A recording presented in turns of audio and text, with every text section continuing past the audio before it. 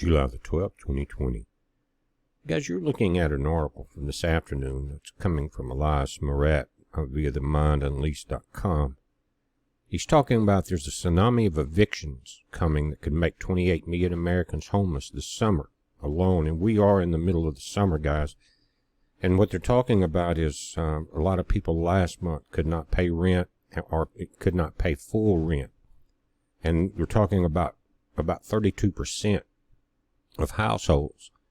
And that's why it's always been a good idea, if you could, to build your own home or, get one that you can afford. Rent has always been a terrible mistake. I know it's not an option all the time, but it's something that preppers have been prepping for a long time, and getting a little piece of land and building a little place and paying for it as they put the nails in the wood.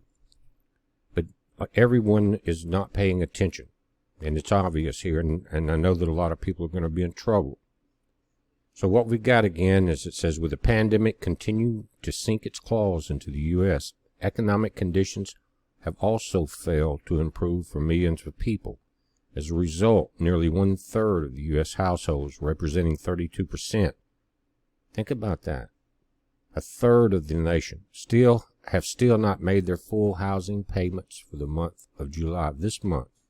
And we're only a couple weeks away from going into August.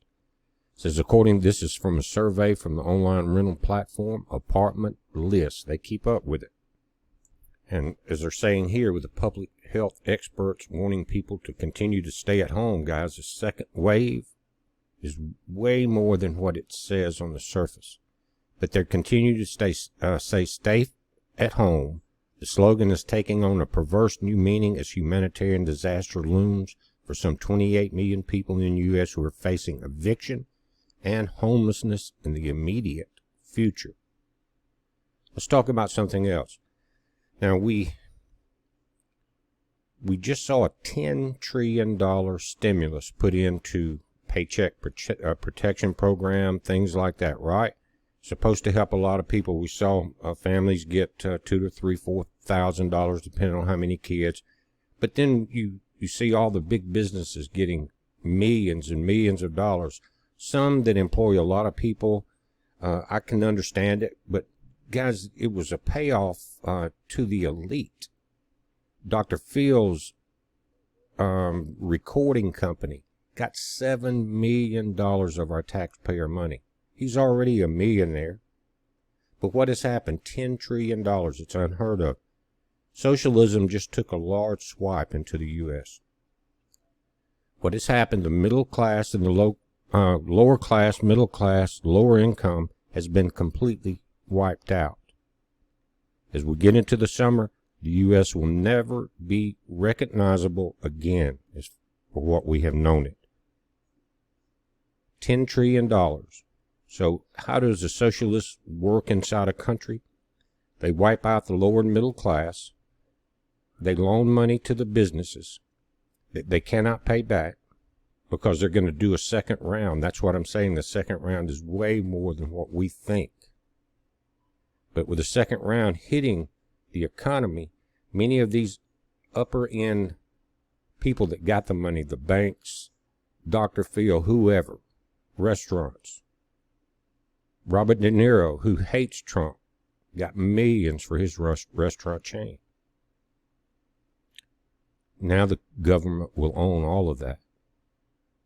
Because with the second wave, possibly a third wave, these companies will not be able to continue to pay back a loan.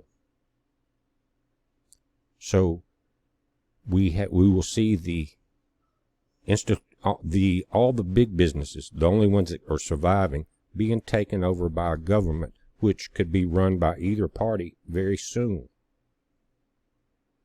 Now, when you think about what's happening, you've got a party on the left, a party on the right.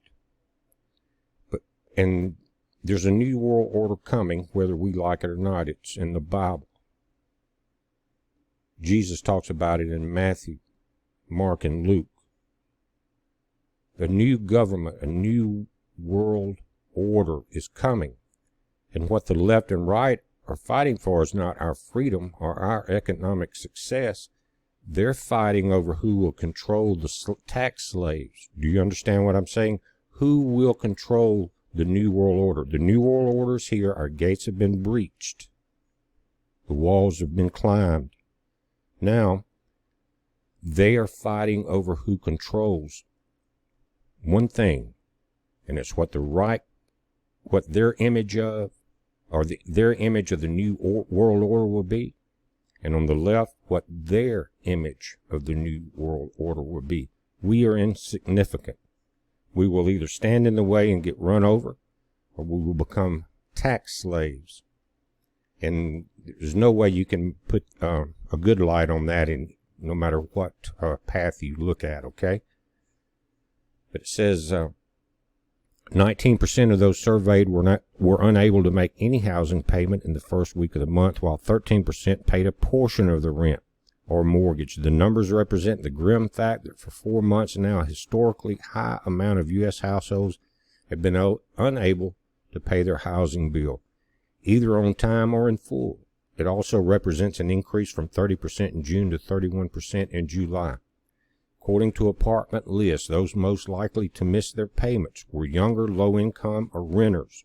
Other experts warn that Black and Latino families face the highest risk of eviction. They also may be entering the start of a rapid and vicious cycle, the report suggests, because they're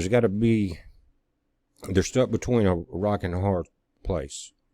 You can't get a job. You got to stay at home, and then the guy that you're renting from, or the company or family, or whoever you're renting from, they're also in a bind, right? Because they have probably borrowed money to buy rental property so that you can rent them, and then they make a few dollars off it and pay it off in the bank. Well, so there's a big tsunami, a domino effect here. But let's go back to these left and right powers. Again, the walls have been breached. The New World Order is coming. On the left side, it may come a little quicker. But all that we're seeing now is a tremendous amount of energy from the citizens of the world, to be honest with you. But let's focus on the U.S. a minute. We have an election coming up. We have two powers, both on the wrong side, that want to control the slave nation. Bring in their vision, again, of their vision of the New World Order. The left has one, the right has one. Either way, we're left out. So, as we see, and we've seen it since 2016, all of us have done it. Put a tremendous amount of energy into one campaign or the other, regardless of who you are for, left, right. We're seeing it on mainstream media constantly, left, right. When there is it's an illusion of choice. It's what it is.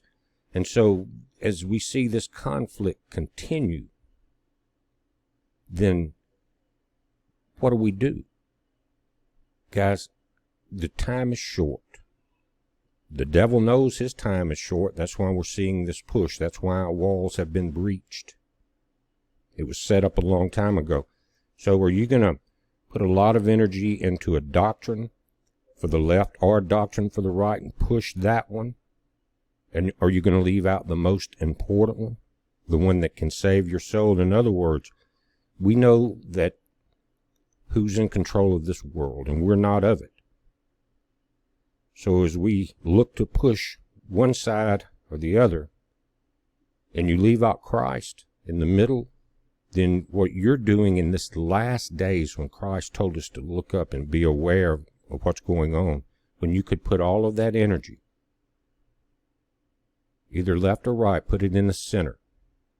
The left is a wide path, the right is a wide path, but right in between those two roads is a very narrow place that is a peaceful place, because when you focus on Christ and what you need to do, and pray and meditate about it, separate yourself from this battle that we can't win. Again, the walls have been breached. Look at what is happening. Then if you put all of your energy behind one of these doctrines, what have you done? Satan has won either way, guys. Satan has won either way because he's diverted your energy and time. And the time you need to get everything right. The time you need to focus on Christ. He's got that attention. He's won either way. Left or right. With the same result coming regardless. So he wins. Don't do it. Focus on what's important in these end times. Make a difference. Take care of your family. We're watching it, guys. You watch it. It's a heads up. Be safe.